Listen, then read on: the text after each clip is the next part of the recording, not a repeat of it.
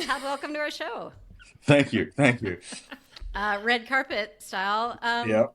We could just maybe start at the very beginning. Do you remember the very first half pipe you ever rode? Like, where Yeah. was it? What was it like? Take us to that Absolutely. world.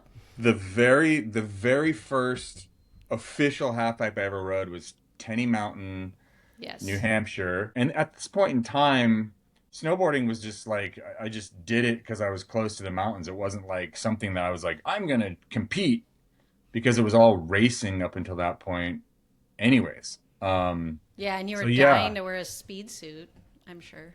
And I was terrible. I wasn't good particularly at using edges at that point in time, not like some of my more alpine based homies were. Mm-hmm. And it was just we found out about it probably on a Thursday, and Friday or Saturday was the half pipe contest. And I remember driving there with Joel Muzzy, Oh, of all yeah. people, and we met Jeff Brushy, Trevor Graves, my buddy Dave. I feel like that half pipe event is when this kind of the scene started in New England. Well, the first U.S. Open with a half pipe happened that same year as that, but it was like when the different youth came into the snowboard scene already. It was like now we've got more people that wanted like freestyle, and I don't know. It was just different. I feel like it like started then.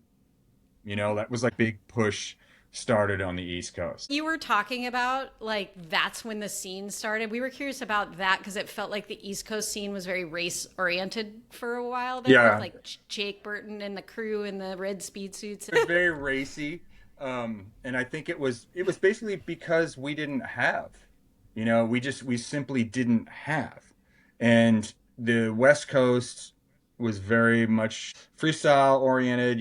Tom Sims is on the West Coast. They're skateboarding.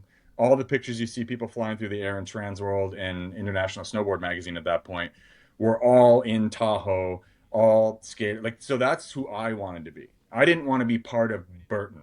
And Burton was synonymous with the Burton Safari or like just people racing. I didn't want that. And Sims Mm-hmm. was very much freestyle, skateboarding, skateboarding on snow to me. So I feel like up until that point, there wasn't really a freestyle presence on the East Coast. And that's like when Jeff Brushy, Chris Swires, Josh Brownlee, myself, and a whole slew of Jason Ford, Noah Brandon. There was a crop of people that kind of came up right around that same time. And that's when I believe like the path kind of diverged where there was like people that just wanted to ride freestyle or half pipe at that point because freestyle was very loose term then. Until Yeah. I will say this, and I'll go deep here. I would say that like my perception of what snowboarding was and what snowboarding could be in terms of what free riding is or what anything that existed outside of the walls of the half pipe completely changed that same year at the US Open. And that's the first time that I ever saw the dudes from Tahoe up close. First time I ever saw Craig Kelly ride up close. First time I ever saw Terry Kidwell ride up close. And it was especially Chris Roach and Mike Rankwit that changed everything for me. And I distinctly remember the exact moment when it happened. I think I might have been in the gondola with your brother, Trish. It was me and Alexi Garrick, and I think Rob Morrow was in the gondola with us, and we saw Keith Duckboy Wallace, Roach, and Rankwit come underneath the gondola, and it's the first time I ever saw someone do a half cab off a roller, and I was like, Mm-hmm. oh. And then we saw them ride the pipe, and I was like, I'm doing it wrong.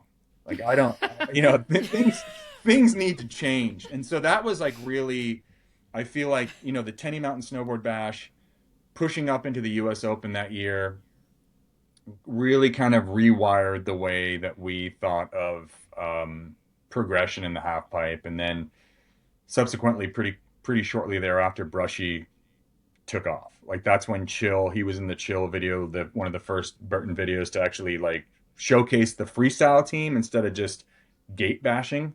Yeah. I rewatched Chill this year. Have you guys given that a spin lately? Mm-hmm. It's very bizarre. It almost feels like abstract in a weird way, Very like colorful, slow-mos colorful. of people like turning and stuff. It's Like this though, like yes, with their hands. with the music. The best part is when they're riding at Baker at the end Oh, of it. it's so good. It's Yeah, so good because it's killer. we didn't have that terrain back east either, and like to be in the Yeah. slush and watch, Duck Boy and Brush and Jacoby and Craig rip around Baker in the springtime, and arguably that was the first time any